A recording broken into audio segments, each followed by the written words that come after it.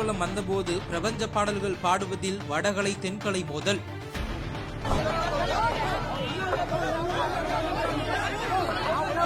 போலீசாரே தடுக்க முடியாமல் திணறிய பரபரப்பு காட்சி.